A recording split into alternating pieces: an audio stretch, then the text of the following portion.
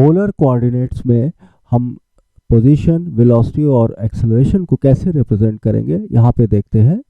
Suppose कोई point P है, इसको पोलर कोऑर्डिनेट्स में इसकी पोजीशन को रिप्रेजेंट करना है। देखिए एक लाइन ड्रॉ कर लेते हैं, ये हमारी रेफरेंस लाइन है। एक ओरिजिन चूज कर लेते हैं, मान लिया ये ओरिजिन चूज कर लिया है। इस पॉइंट से इस पॉइंट P को हमने मिला दिया। सपोज O टू P ये डिस्टेंस R है, ये एंगल थीटा है। तो इसके कोऑर्डिनेट्स अगर पॉइंट P के क्या होंगे, इसको हम कह सकते हैं R, थीटा। मीन्स इस रेफरेंस लाइन से पॉजिटिव डायरेक्शन में, इस डायरेक्शन में, एंटी क्लॉकवाइज डायरेक्शन में R डिस्टेंस हम जाएं तो ये हमको पॉइंट P मिल जाएगा। यहाँ पर देखिए एंटी क्लॉकवाइज डायरेक्शन में थीटा को जब नापते हैं तो पॉजिटिव और क्लॉकवाइज डायरेक्शन में नेगेटिव लेते हैं। दूसरी चीज, अगर हम इसके पोजीशन वेक्टर को वेक्टर फॉर्म में लिखना चाहें तो उसके लिए हम यूनिट वेक्टर्स मान लेते हैं। एक यूनिट वेक्टर हमने इस लाइन के अलोंग माना है, इसको आर कैप बोल रहे हैं। एक इसके परपेंडिकुलर माना है, इसको हम थीटा कैप बोल रहे हैं। ये 90 डिग्री एंगल है। देखिए आर कैप के परपेंडिकुलर दो डायरेक्शन है। थीटा कैप किस डायरेक्शन में है यूनिट वेक्टर, ये इन the direction of increasing theta, anti clockwise. तो यहाँ अगर हम पोजीशन को लिखना चाहें, पोजीशन को हम क्या लिख सकते हैं, position vector r equals magnitude of r vector which is r into unit vector in the direction of r vector, ये हो जाएगा आर कैप। तो इस तरीके से हम इसकी पोजीशन को लिख सकते हैं आर थीटा कोऑर्डिनेट में। यहाँ खास बात यह है कि आर कैप और थीटा कैप ये पोजीशन के साथ साथ इनकी डायरेक्शन भी चेंज हो रही है, जबकि आईजे यूनिट वेक्टर्स में उनकी डायरेक्शन कांस्टेंट होती थी। अब अगर हम वेलोसिटी निकालना चाहें तो वी वेक्टर क्या हो जाएगा, ये हो जाएगा डी आर डी टी। इसको हम डिफरेंशिएट कर देंगे, means d d t of r r cap. यहाँ देखिए दो फंक्शंस हैं आर और आर कैप। अगर सर्कुलर मोशन का केस लें तो हम r को कांस्टेंट ले सकते हैं, ये डिफरेंशिएशन के बाहर चला जाएगा। इसको हम इस फॉर्म में लिख सकते हैं r d are cap D t, means rate of change of r cap with respect to time. अब हमको ये रेट निकालनी है, तो हम क्या करते हैं कि r कैप और थीटा कैप को आई जे के टर्म्स में लिखते हैं, कांस्टेंट यूनिट वेक्टर के टर्म्स में। सपोज ये आई डायरेक्शन है आई कैप, ये जे डायरेक्शन है जे कैप। अब देखिए हम आर कैप को लिखेंगे, ये एंगल हो जाएगा थीटा, यूनिट वेक्टर है।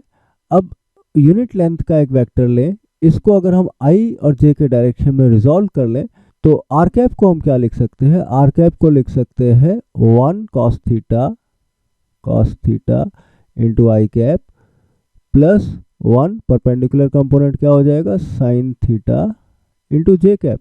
इसी तरीके से थीटा कैप, ये एंगल थीटा है, ये 90 माइनस थीटा, ये एंगल कितना हो जाएगा, ये थीटा हो जाएगा।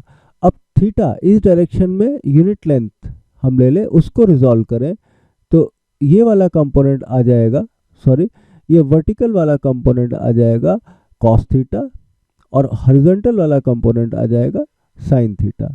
इस तरीके से इसको हम रिजॉल्व कर सकते हैं।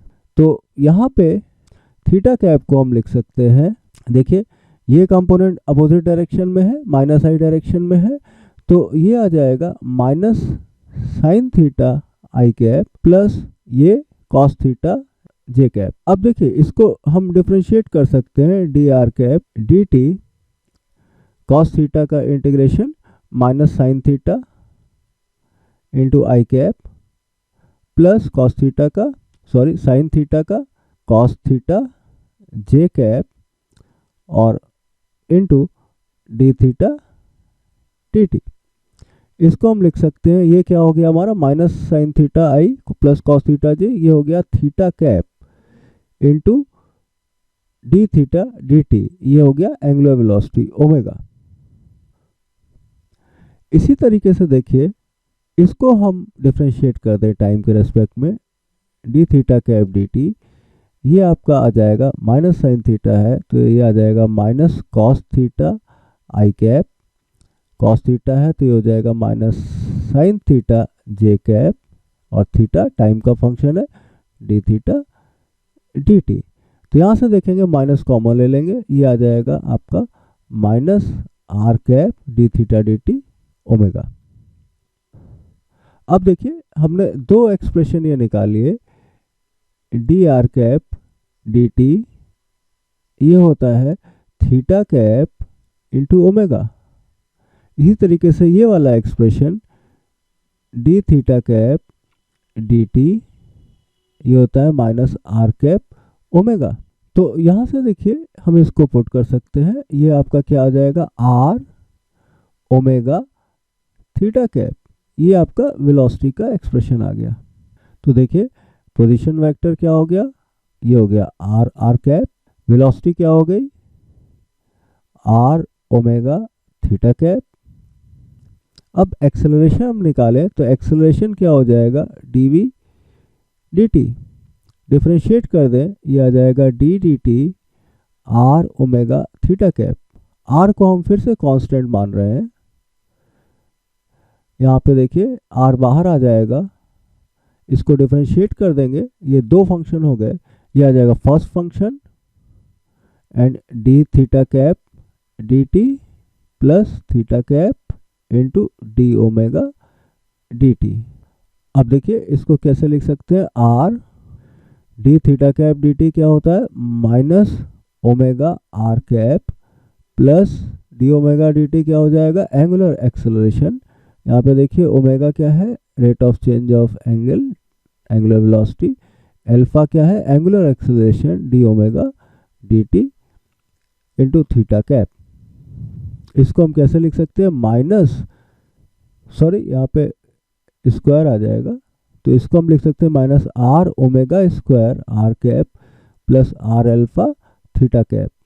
तो ये एक्सेलरेशन का हमारा पोलर कोऑर्डिनेट्स में फॉर्मूला आ जाएगा। अब देखिए ए को हम कैसे लिख सकते हैं, इसको पोलर कोऑर्डिनेट्स में minus r omega square r cap plus r alpha theta cap. तो देखिए कोई पॉइंट पी है उसको पोलर कोऑर्डिनेट्स में हमने लिखा, ये रेफरेंस लाइन है सपोज, ये एंगल थीटा है, ये इसका पोजीशन वेक्टर है, ये आर कैप है, ये थीटा कैप है। आर को हमने कांस्टेंट माना है, मींस हम सर्कुलर मोशन का केस देख रहे हैं। तो वेलोसिटी किस डायरेक्शन में होगी थीटा कैप डायरेक्शन में, मींस इस डायरेक्शन में वेलोसिटी हो जाएगी v, इसका मैग्नीट्यूड हो जाएगा आर ओमेगा। यहाँ से देखिए आर कैप माइनस लगा हुआ है, एक्सेलरेशन क्या हो जाएगा आर कैप के अपोजिट डायरेक्शन में एक कंपोनेंट होगा इसका आर ओमेगा स्क्वायर, दूसरा थीटा कैप डायरेक्शन में यानी कि आर अल्फा। तो ये देखिए ये वाला कंपोनेंट वो है जो कि सेंट्रीपिटल कंपोनेंट है, सेंटर की तरफ लग रहा है, आर कैप के अपोजिट लग रहा है, तो ए सेंट्रीपिटल ये हो जाएगा आर ओमेगा स्क्वायर, और ये थीटा कैप की डायरेक्शन में है, टेंजेंट की डायरेक्शन में है, सर्कुलर मोशन हो रहा है, तो ये टेंजेंशियल एक्सेलरेशन हो जाएगा आर अल्फा।